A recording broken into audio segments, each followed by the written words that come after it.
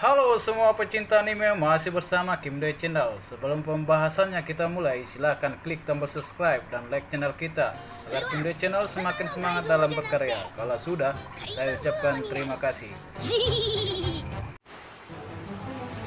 Halo sahabat pecinta anime One Piece.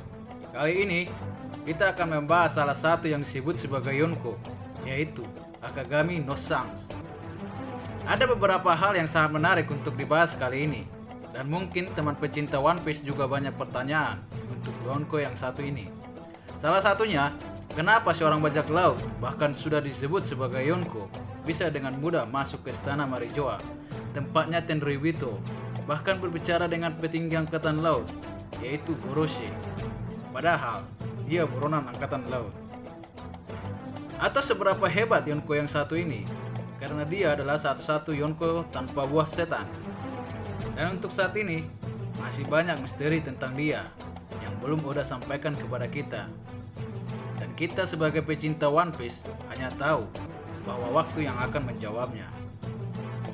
Tapi sebelum kita berteori tentang Yonko ini, saya mau menyampaikan kepada sahabat pecinta anime One Piece, ini hanyalah teori ataupun pendapat saya. Bukan maksud untuk menghasut, bahkan agar percaya dengan saya.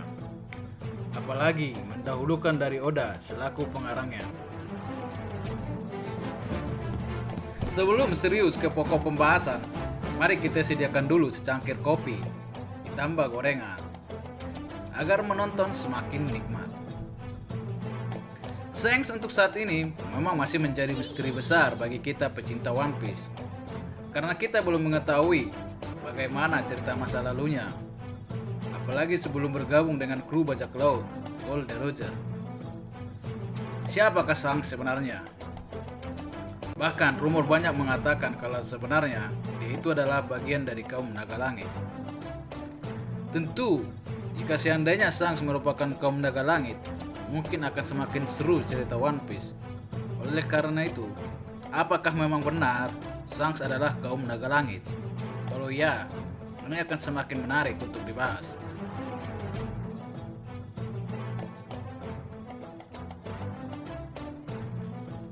Shanks merupakan salah satu Yonko yang punya senjata yaitu pedang.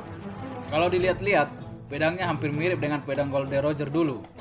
Kita tidak tahu apakah pedang ini diwariskan Gold Roger kepadanya, seperti misalnya Momonosuke yang diwarisi pedang Amenohahakiri oleh ayahnya yang dulu.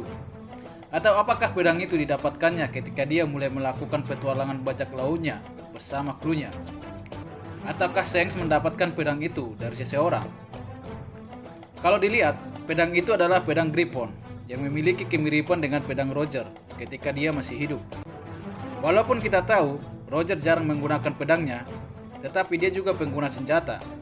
Buktinya, ketika dia bertarung melawan Shirohige dan juga di saat bertarung melawan bajak laut Rock, Roger juga menggunakan pedang. Dari kedua pertarungan tersebut, bisa kita perhatikan bahwa pedang yang digunakan Roger dalam pertarungan tersebut memiliki kemiripan dengan apa yang digunakan oleh Shanks. Kecuali Shanks memiliki pedang dengan bentuk dan ukuran yang sama dengan mantan kaptennya yang dulu itu. Atau bisa juga diasumsikan bahwa pedang Griffon milik Shanks sebenarnya milik Roger dulu. Dan jika begitu, artinya Roger memberikan pedangnya dan juga bersama topi jeraminya kepada Shanks. Dan muncul pertanyaan, kenapa Roger tidak memberikan pedang tersebut kepada Rayleigh, di mana Rayleigh adalah tangan kanan Roger, bahkan juga pengguna pedang. Dan mungkin itu yang akan Oda jawab di kemudian hari. Ketika Roger berpisah dengan krunya, di mana setelah menyelesaikan petualangannya menuju Locktail, usia Shanks masih remaja, dan rasanya memang belum cocok memegang pedang sedahsyat itu. Makanya pedang itu diwariskan dan disimpan oleh orang lain. Dan jika suatu saat nanti telah tiba waktunya, pedang itu bisa diberikannya. Dan kemudian, Rayleigh yang menyimpan pedang tersebut. Inilah pendapat saya. Banyak juga rumor mengatakan kalau Rayleigh adalah gurunya Shanks. Dia mengajarkan banyak hal untuk Shanks, dimulai dari mengaktifkan haki, mengendalikan haki, bahkan mengembangkan hakinya. Dan bisa juga Rayleigh mengajarkan teknik pedang kepada Shanks, di mana kita tahu Rayleigh adalah pengguna pedang. sehingga Shanks menjadi Yonko pengguna pedang. Dan setelah Shanks dikira sudah cukup kemampuan, baru Rayleigh memberikan pedang tersebut kepadanya.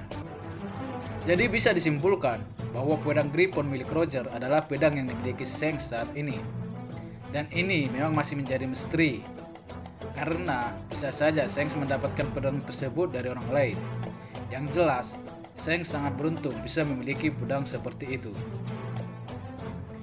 Pedang Griffon sudah tidak diragukan lagi memang kehebatannya. Terbukti, pedang ini bisa menyaingi kehebatan dari pedang Naginata miliknya Shirohige, di mana pernah diperlihatkan saat kedua pedang ini beradu.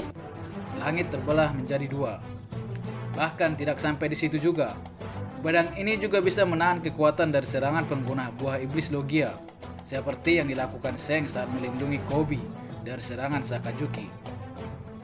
Sekarang mari kita membahas apa yang jadi pertanyaan dari pecinta One Piece, yaitu bagaimana seorang bajak laut yang sudah disebut sebagai Yonko bisa dengan mudah masuk ke istana Marijoa untuk bertemu dengan Gorosei, dan membahas satu bajak laut yang belum Oda beritahukan kepada kita. Kira-kira siapakah Shanks ini?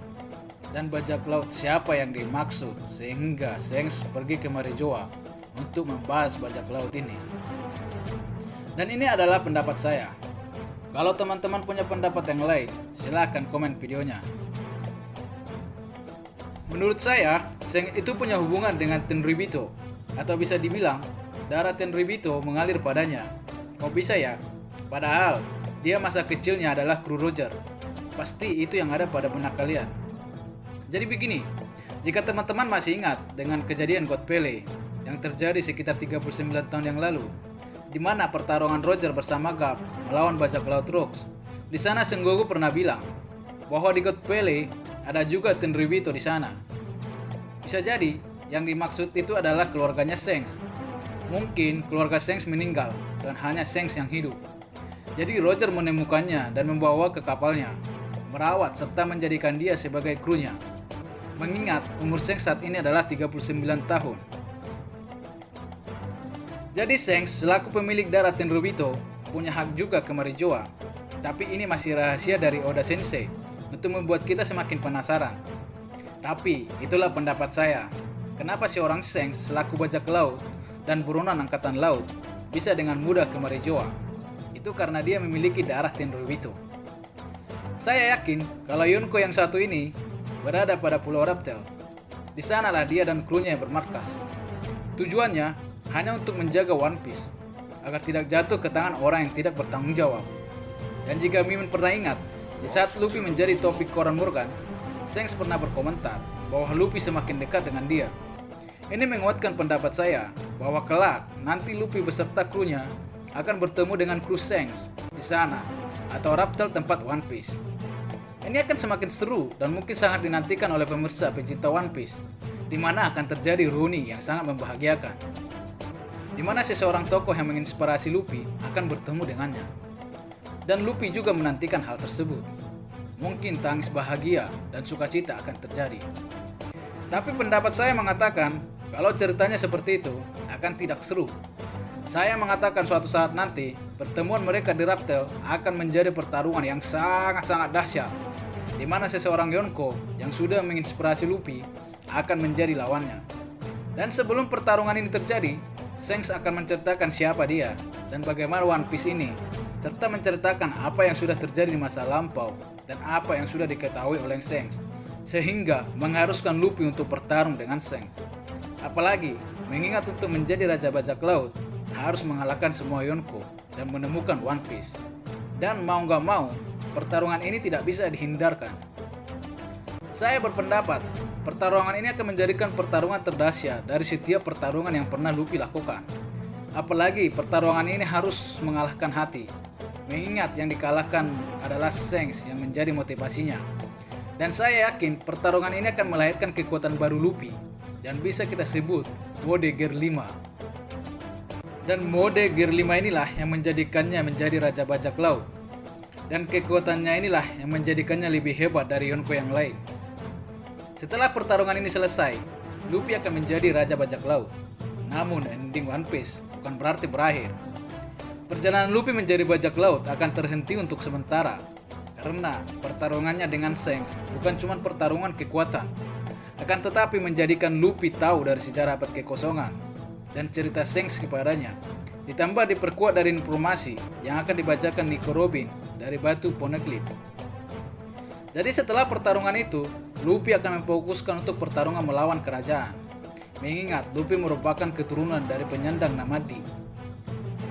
Jadi saya simpulkan, sebenarnya Shanks adalah keturunan Tenryubito, sehingga dia dengan mudah masuk ke Marejoa, dan dia menjaga Pulau Raptor, di mana tempat One Piece berada.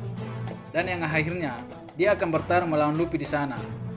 Dan ini akan menjadi pertarungan terepik sepanjang pertarungan One Piece. Demikian teori saya kali ini, dan ini hanya pendapat saya.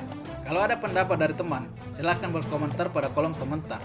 Dan jika teman tidak keberatan, silahkan subscribe channel ini agar Kim Doi Channel semakin semangat dalam berkarya. Terima kasih.